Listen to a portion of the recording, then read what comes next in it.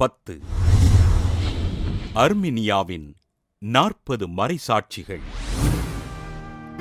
3ஆம் நூற்றாண்டில் அர்மீனிய பேரரசன் லிசுனுஸ் கிறிஸ்துவ மறையினை பின்பற்றுவோரை கடுமையாக துன்புறுத்தி மதம் மாற்றம் செய்தான்.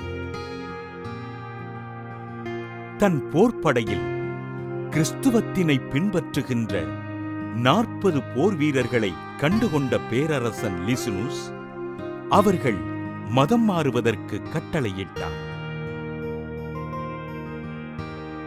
மதம் மாறுவதற்கு மறுப்பு தெரிவித்து ஆண்டவரை புகழ்ந்த 40 இளைஞர்களும் சாட்டை அடியினால் நைய புடைக்கப்பட்டு சிறையில் அடைக்கப்பட்டனர்.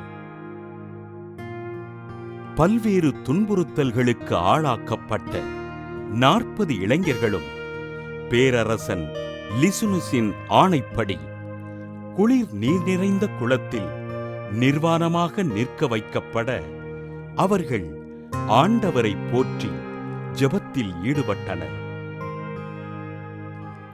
சுமார் 24 மணி நேரம் குளிர்ந்த நீரில் நின்றதினால் படைவீரர் ஒருவர் உயிரிழக்க மற்றவர்கள் ஜெபத்தில் மூழ்கியிருந்தனர். தன் படைவீரர்களை எப்படியும் மதம் மாற்ற வேண்டும் என்றெண்ணிய பேரரசன் வெந்நீர் தொட்டியினை தயார் செய்து கிறிஸ்துவை மறுதலித்துவிட்டு வெந்நீரில் குளிக்கலாம் என்று கூற வீரர்கள் இதனை கடுமையாக மறுத்து ஆண்டவர் இயேசுவை புகழ்ந்து பாடினர்.